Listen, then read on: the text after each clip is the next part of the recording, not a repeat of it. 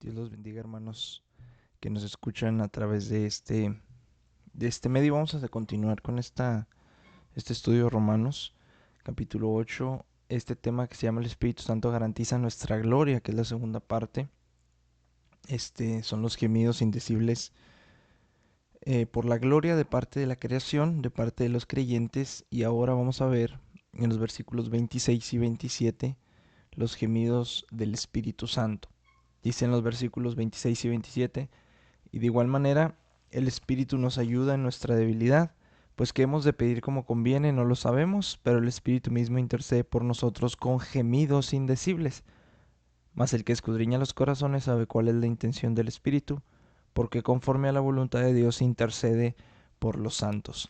E inicia el versículo 26 con una frase que dice de igual manera.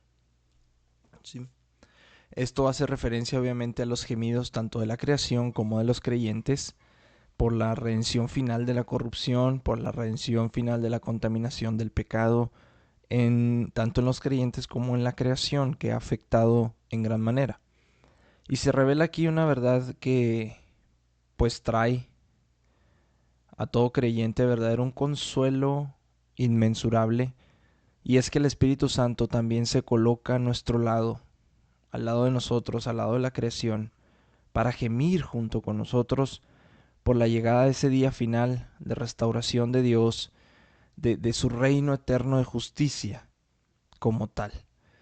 Y entonces, a causa de lo que queda en nosotros, de nuestra condición humana de la que ya hemos hablado, la susceptibilidad al pecado, a la duda, al escepticismo, a todo esto, el Espíritu Santo nos ayuda en nuestra debilidad. Y en este contexto, cuando habla de que nos ayuda en nuestra debilidad, la palabra debilidad se refiere a nuestra condición humana en general. No son debilidades específicas como algunos creen, sino se refiere pues a nuestra condición humana que dice la escritura, es como la flor del campo, ¿no? Que sale y es cortada y se seca y se terminó, es como la neblina, son cosas pues realmente muy efímeras, muy pasajeras como tal. Entonces el punto aquí es que incluso después de que somos salvos, nos caracterizamos y nos seguimos caracterizando por la debilidad espiritual. El hecho de que llevemos una conducta moral, que hablemos con la verdad, que testifiquemos de Jesús, que hagamos cualquier otra cosa de las que están escritas en la palabra, es algo que debemos de entender, que eso es algo que sucede únicamente por el poder del Espíritu que obra en nosotros y por medio de nosotros, porque en realidad somos débiles y nuestras limitaciones humanas son demasiadas. Entonces todo lo que logramos hacer bueno es por medio del Espíritu Santo. Todo lo que logramos hacer conforme a la voluntad de Dios es por medio del Espíritu Santo. En varias ocasiones en la carta a los Filipenses, si me acompaña, vamos a la carta, vamos a ver el capítulo 1, vamos a ver el capítulo 2 de Filipenses, porque se ilustra esta relación entre Dios y nosotros, los seres humanos. Filipenses 1:19, si me acompaña por favor en este versículo, podemos ver esta relación. Filipenses capítulo 1, versículo 19.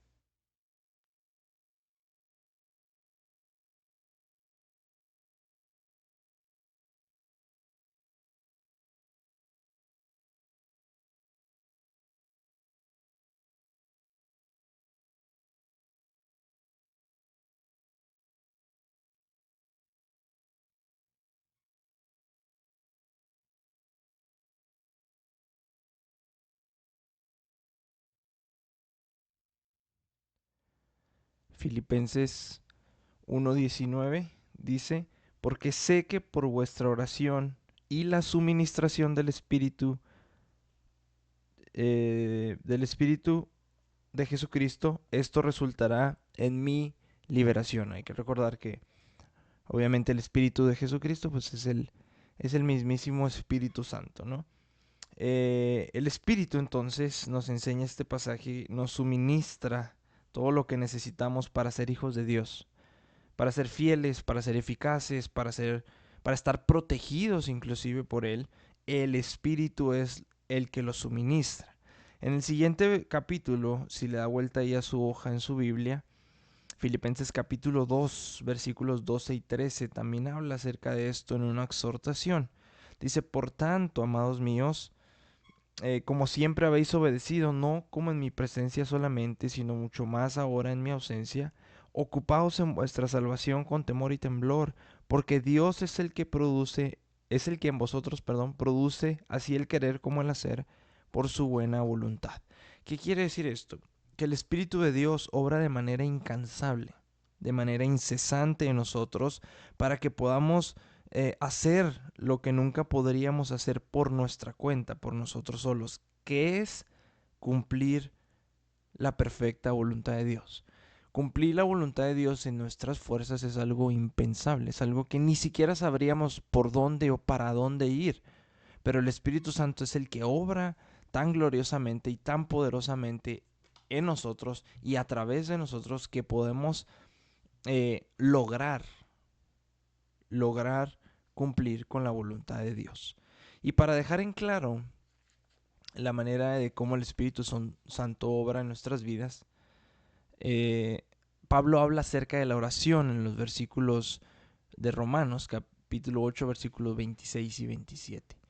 Somos redimidos, lo sabemos, estamos seguros de nuestra adopción como hijos de Dios, ya lo vimos, pero de todas maneras nos enseña la Escritura que no sabemos pedir como conviene. Y aquí no se detiene a examinar a qué se debe nuestra incapacidad para orar correctamente, pero esta afirmación pues abarca todos los aspectos de nuestra vida, creo yo.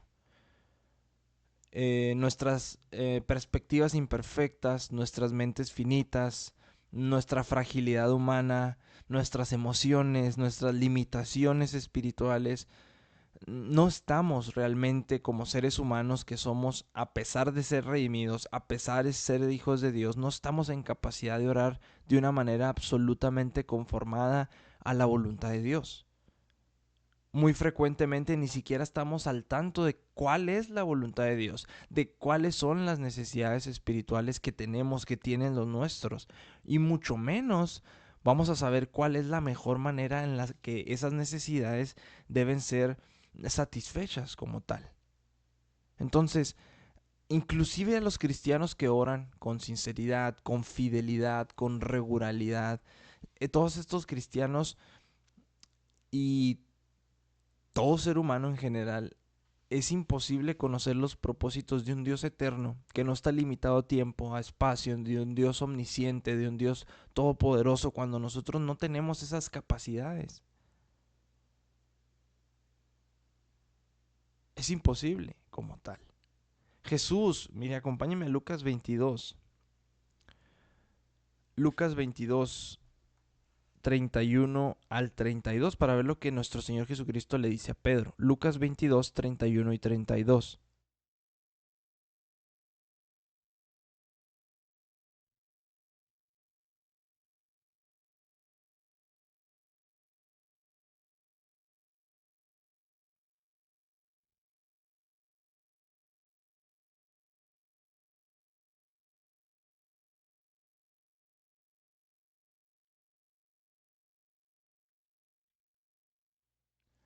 Lucas 22, 31 y 32. Dice, he aquí, le dijo Jesús a Pedro, Satanás os ha pedido para zarandearos como a trigo, pero yo he rogado por ti que tu fe no falte, y tú, una vez vuelto, confirma a tus hermanos.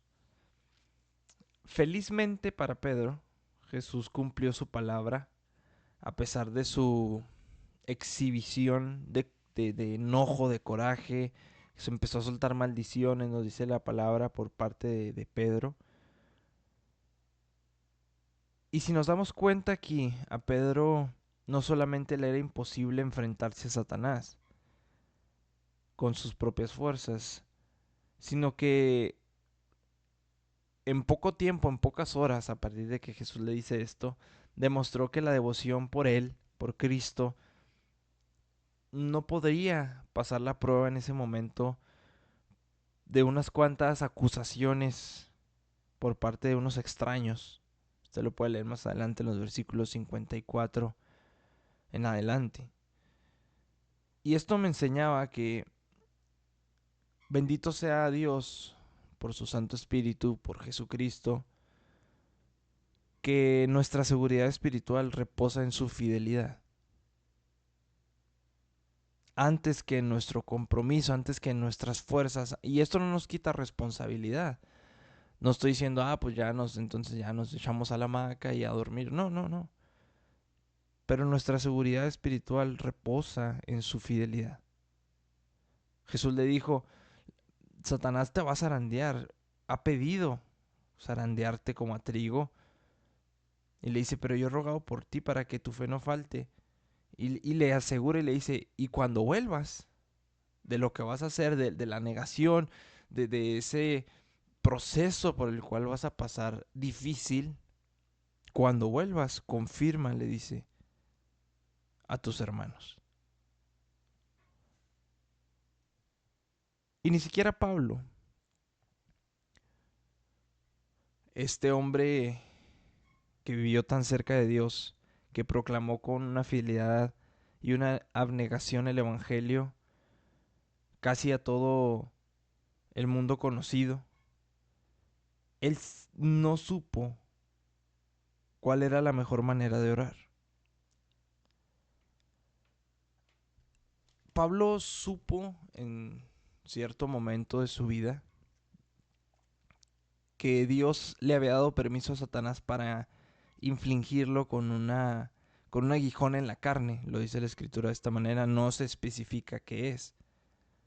Pero dice que esa aflicción cumplía una función muy, muy específica y muy especial, que era proteger a Pablo mismo en contra del orgullo por haber sido arrebatado al paraíso, al tercer cielo.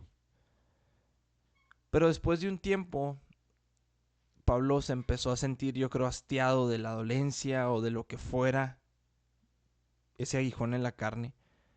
Y dice la escritura que oró con gran fervor pidiendo que le fuera quitado ese aguijón en la carne. Y suplicó, dice 3 veces, hasta que el Señor le dice a Pablo que debería sentirse satisfecho con esa abundante gracia por la cual había sido fortalecido en medio de la prueba. Usted lo puede leer esto en 2 Corintios capítulo 12. Si se da cuenta aquí, la petición de Pablo no correspondió a la voluntad del Señor para él en ese momento. Aun cuando no sabemos, amados, qué es lo que Dios quiere para nosotros y de pronto oramos por nuestras necesidades, por lo que nosotros creemos que son nuestras necesidades, como en el caso aquí de Pablo, tenemos el consuelo de que el Espíritu mismo, que mora en nuestro interior, que Dios ha depositado dentro nuestro, dice, intercede por nosotros.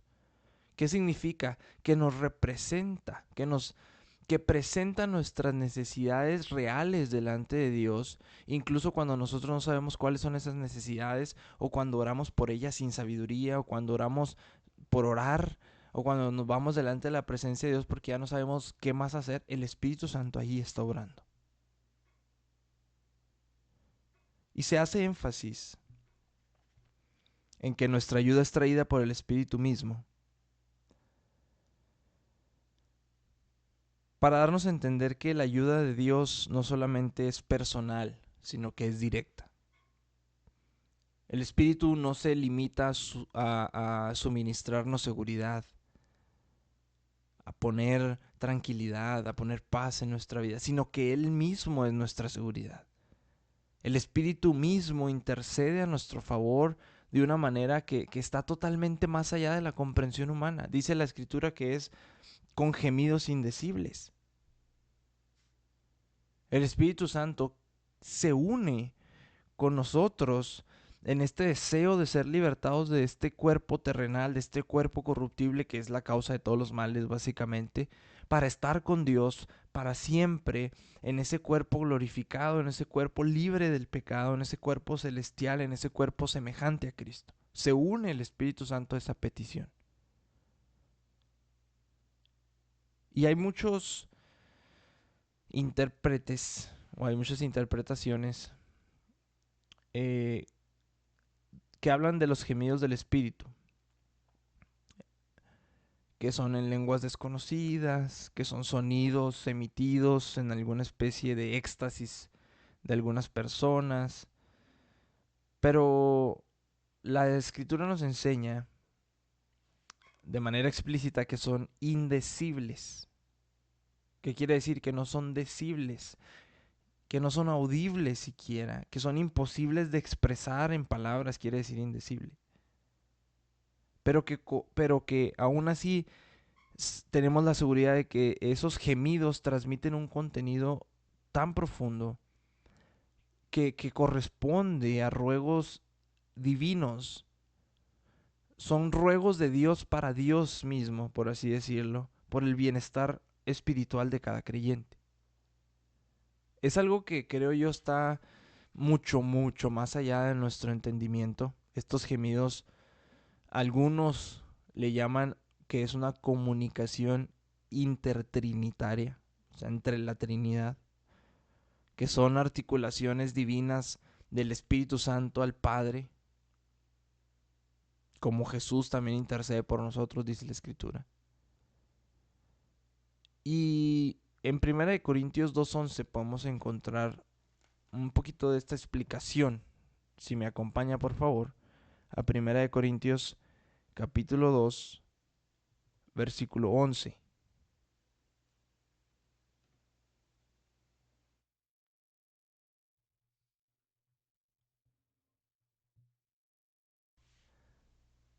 Primera de Corintios 2, versículo 11 dice, porque ¿quién de los hombres sabe las cosas del hombre, sino el espíritu del hombre que está en él? Así tampoco nadie conoció las cosas de Dios, sino ¿quién? El espíritu de Dios. ¿Se da cuenta? Aquí podemos ver esta interrelación que hay entre el Padre y el Espíritu Santo, así como del Hijo también. Porque debemos de entender que nosotros nos sostenemos justificados, nos sostenemos justos delante de Dios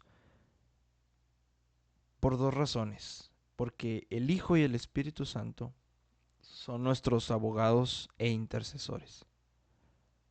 Nos representan delante de la presencia de Dios. Y es únicamente y exclusivamente por esa obra unida, incesante, divina en nuestro favor, que vamos a poder llegar delante de la presencia de Dios. Mire, acompáñeme a Hebreos capítulo 7, versículo 25. Hebreos capítulo 7, versículo 25.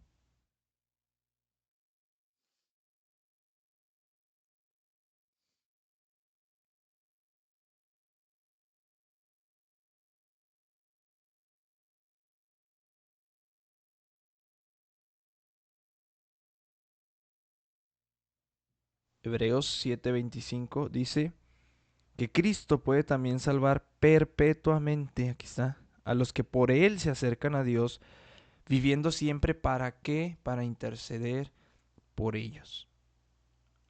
Debemos de entender, mis amados, que la obra divina de redención realizada por nuestro Señor Jesús en la cruz y que es hecha en nuestro corazón, empieza en el momento en que somos salvos, en el momento de la conversión, si le podríamos llamar de esta manera, y termina hasta que ese convertido, ese santo, entra en el cielo. Entra glorificado, entra hecho tan justo como Dios es justo, tan santo como Dios es santo. ¿Por qué? Porque posee la justicia y la santidad no de él mismo, sino de Cristo. Y esto, amados, es garantizado por el Espíritu Santo y por el Señor Jesucristo como nuestro sumo sacerdote. Y porque somos hechos, hemos sido hechos la morada del Espíritu Santo aquí en la tierra. Y si no fuera por el poder sustentador del Espíritu, y si no fuera por la mediación continua y constante de Cristo por nosotros como sumo sacerdote, la humanidad nuestra se apoderaría de nuevo de nosotros, llevándonos de vuelta a la esclavitud del pecado,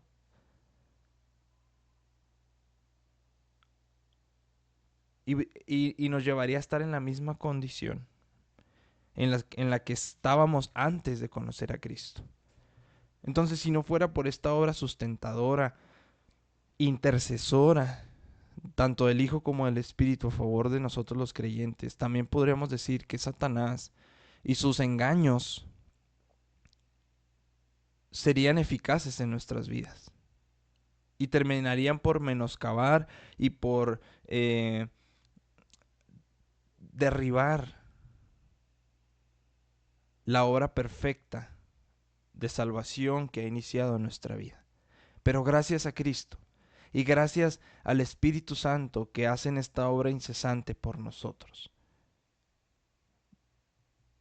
Y dice en el versículo 27, mas el que escudriña los corazones sabe cuál es la intención del Espíritu. Dios el Padre es quien escudriña los corazones de los hombres. Acompáñenme a estas citas. Primero de Samuel, Primero de Reyes y Primera de Corintios. Primero de Samuel 16:7, Primero de Reyes 8:39 y Primera de Corintios 4:5. Perdón, no es Primera de Corintios 4:5, es Hechos 1:24.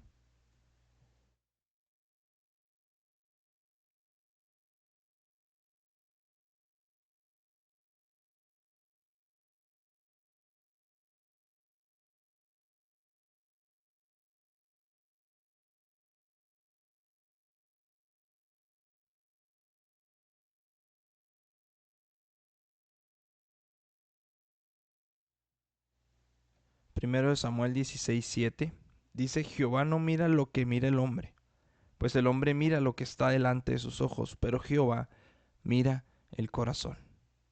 Y también en la dedicación del templo, en Primero de Reyes 8:39, le doy otro momento para que le dé vuelta ya a su Biblia.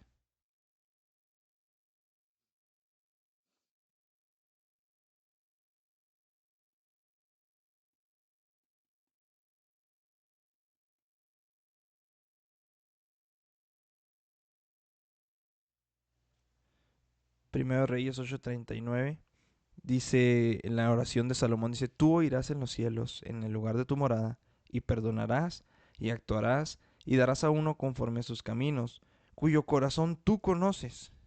Y hace un paréntesis, porque solo tú conoces el corazón de todos los hijos de los hombres. Y en Hechos, el contexto aquí en Hechos 1:24 es que estaban eligiendo el sucesor de Judas entre José, Barsabás y Matías.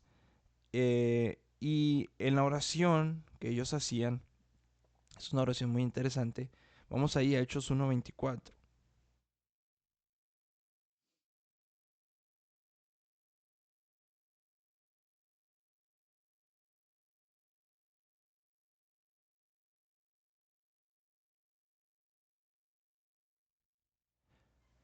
Hechos capítulo 1, versículo 24. Dice: tú, Señor, que conoces los corazones de todos, muestra cuál de estos dos has escogido. Entonces, estos pasajes nos enseñan que el Padre es quien escudriña los corazones, Dios es quien escudriña los corazones. Y si el Padre conoce los corazones de los hombres, ¿cuánto más va a conocer la intención del Espíritu cuando son uno mismo? El Padre entiende exactamente lo que el Espíritu está pensando, porque conforme a la voluntad de Dios, dice el versículo 27 de Romanos 8, intercede por los santos. La voluntad del Espíritu, amados, y la voluntad del Padre son una. Y como Dios es uno, pareciera que esta declaración de Pablo pues está de más o fuera innecesaria, fuera redundante. Sin embargo, se está señalando esta verdad para darnos ánimo a los creyentes. ¿Por qué? Porque las tres personas de la Trinidad siempre han sido uno en esencia, siempre han sido uno en voluntad, y la idea misma de comunicación entre ellas nos pareciera pues obvia, ¿no? Pues si son uno, pues obviamente se comunican y saben todos lo mismo, ¿sí? Sin embargo, Es un gran misterio para nuestra mente finita, pero es una realidad divina, la cual debemos aceptar por fe y nos anima a que las tres personas de la Trinidad están obrando al favor de nuestra salvación hasta que seamos redimidos por completo. En este pasaje es un énfasis en la intercesión de Dios, del Padre, el Hijo y el Espíritu Santo, para la preservación, de cada uno de nosotros mientras nos encontramos en esta carrera, en este camino, en esta esperanza en la cual mostramos nuestra constancia. Y yo sé que es imposible concebir en nuestra mente esta verdad tan maravillosa, tan gloriosa, como cualquier otro aspecto del plan de redención de Dios que es incomprensible para nuestra mente humana. Sin embargo, sepa esto: si Cristo y el Espíritu Santo dejaran de hacer guardia constante a nuestro favor, nuestra herencia en el cielo sería imposible de alcanzar. Estaría reservada ahí en vano porque no vamos a llegar.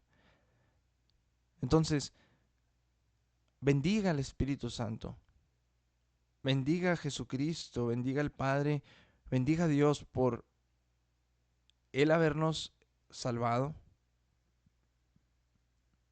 y porque Él nos está preservando hasta que esa salvación se culmine en nuestras vidas. Esto, amados, es algo, pues simplemente, al menos para mí, no sé para usted, es maravilloso que el Espíritu Santo garantiza nuestra gloria. Y más porque el Espíritu Santo ha sido de lo más ignorado en la actualidad. Hablamos mucho de Jesús, de la cruz. No digo que esté mal. Hablamos del amor del Padre. No digo que esté mal. Pero el que está obrando en nosotros, dentro de nosotros, ahorita mismo, en este instante, es el Espíritu Santo. El que nos enseña es el Espíritu Santo. El que nos ilumina es el Espíritu Santo. El que nos guía es el Espíritu Santo. El que intercede por nosotros con gemidos indecibles es el Espíritu Santo. El que está perfeccionando la obra hasta el día de Jesucristo es el Espíritu Santo. Las arras de nuestra herencia es el Espíritu Santo. El sello es el Espíritu Santo. Bendiga a Dios, amados, por el Espíritu Santo, porque el Espíritu Santo es, en efecto, el que garantiza nuestra gloria. Dios los bendiga.